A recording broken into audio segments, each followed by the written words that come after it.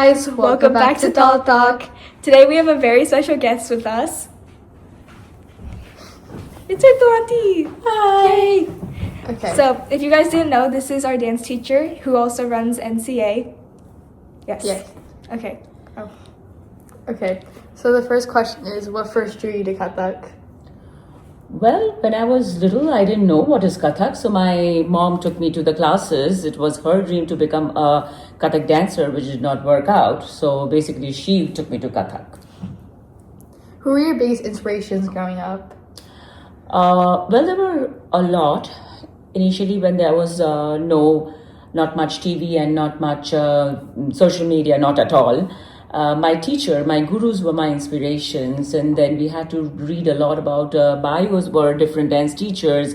Pandit Shri Birju Maharaj was my big inspiration. And then when I started watching movies, Saroj Khan was my inspiration. What was your training like as a student? It was tough. It is not like the way the kids go through the training process. It's much more severe, much more stricter, much more disciplined, and much more rough. Is it like different than how our training is? Yes, because we got to learn in groups of 16 and 20, and the teachers, they did break down somewhat, but they didn't really take care of whether each student got it, because they didn't have the time to do that and they had to meet up to their lesson plan. But it is very different the way I teach. And when did you graduate? When I was 13. Oh, wow. Oh, that's Did you really do your Rangmanch at 13 as well? Yes, yes. Was there a moment you knew dance would be your lifelong path? Well, as a kid, like every kid who thinks sometimes he wants to be, like my son, he wants to be a firefighter, sometimes he wants to be a cop, sometimes he wants to be a game builder. So similarly, I always thought that I would be an actress. Oh, that's... I used to put makeup on and stand in front of the mirror and act. Oh. And then dance. But I never thought that dance would be my career.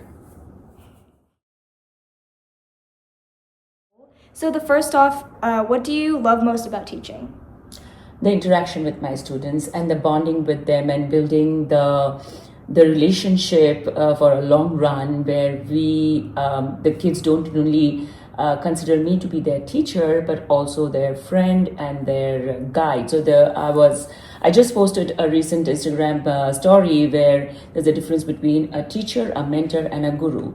So a teacher is somebody who just teaches. A mentor is who just shows you and guides you the path. And a guru is a completion of everything. Oh. So I would rather prefer being a guru to my students. And I love the fact that they all connect to me even after leaving me and gone for a long time. And then how do you balance discipline and fun in your teaching? That, I think, a question is more for you guys. What do you think I do in class? I feel like we lock in on the dances, but we also get really off topic, like in the beginning. Especially our group. Yeah. I remember we used to never talk before, and now we talk constantly. Because you guys have started bonding, which is very important to like a subject and like your mates and like the teacher. Only then you like to do it. If it is something that you don't enjoy, then you will not like to do it. Yeah, I agree. That's important to have the fun as well as the strictness, because you know how I react when you don't come prepared to class, when you don't do your homework, when you don't bring your notebooks and your dance logs. But again, when you are doing everything right, then we talk about your personal stuff going on or the drama that goes on. That's maintaining the balance of both. Yeah. And what do you think is the most misunderstood part of Kathak? That it's boring. It's definitely not boring. It's actually not boring. It's very interesting. But what is important is, even if you don't understand, I do agree that if you don't understand the language, like for example, if you are watching a Hindi movie, if you don't understand the language, you have to read the subtitles. Okay? So I try to do a little subtitles in the Kathak dance, so our audience, or our major entertainment audience, can understand what is Kathak. Yeah, I agree. And how do you deal with if you ever experience creative blocks or burnout? I just watch a lot of dance videos. I sometimes get really disappointed with a lot of choreography, a lot of action that is going around me in the town. And I feel that I could have done so much better. So then I keep myself entertained and telling myself that there is so much more to do. So watch more videos, follow people who are doing so much more beautiful work, so you get that inspiration. Yeah. And based off that, do you ever, like, after seeing your recital, do you ever feel like, oh man, like I could have done that so much better? Like, do you ever Every feel single that? time. Every I feel time? the same. When people come and tell me, oh my God, this was so much better than the last one, this is the best one, I say, yes, I know, yeah. But then I always feel like, this girl did not do that, that boy did not do that. But as a teacher, that time I have to inspire them, encourage them, tell them that you have done a good job, carry on. I cannot criticize them at that moment of time because that is their moment of high. So I tell all that to them after I go back to dance class. And like, speaking of like your students and like just people who join your dance classes, what do you hope for like Kathak to be in the future generations? Of course, I want them to pass it down to their next generation, but I do believe in walking along with the generation. Otherwise, there will always be a gap in between, a drift between the two generations. So I would like Kathak to change its format, keeping the base the same. Like, you cannot really change Dha Din Dinda, but you can do Dha Din Dinda in so many different songs. Yeah. So I want it to stay alive the way you want to see it. So you kind of want to blend it with like contemporary, like more modern music. Yes. And that is, I think, the most important thing to do, to keep it alive somehow. And like keep younger kids. Yes, like, because people entertained too. Yeah, because the kind of dancing that we do in class is very different from what we do on stage. Yeah.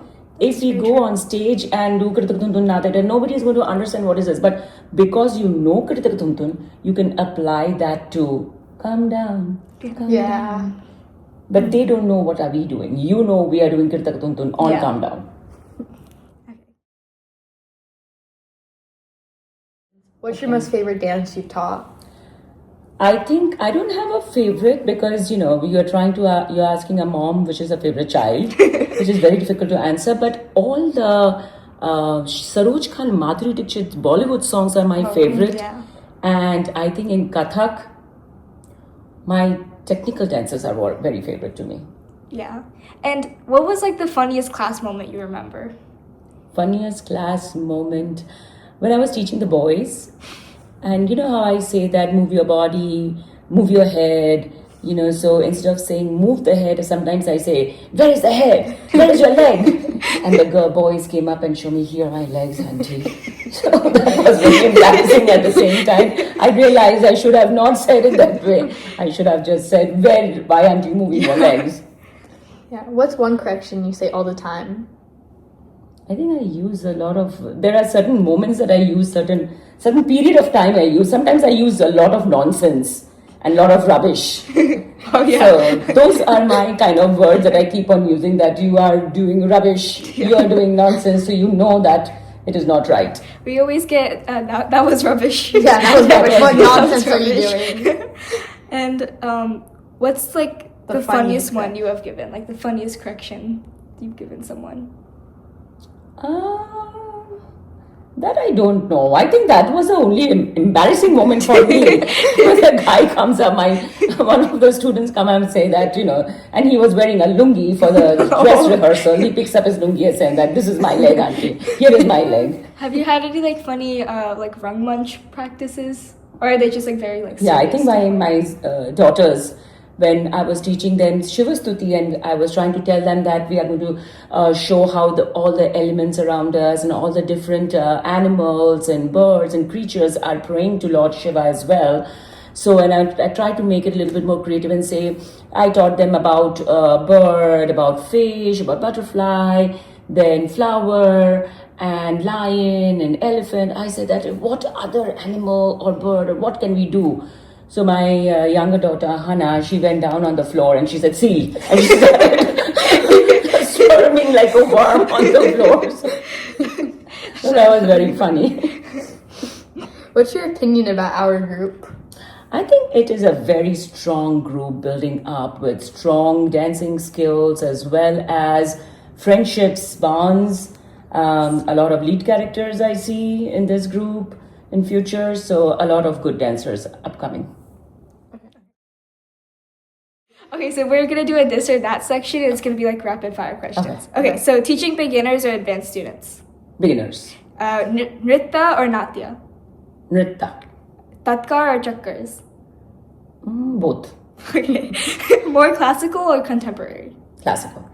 Solo performances or group choreo? Group choreo. Traditional or innovation?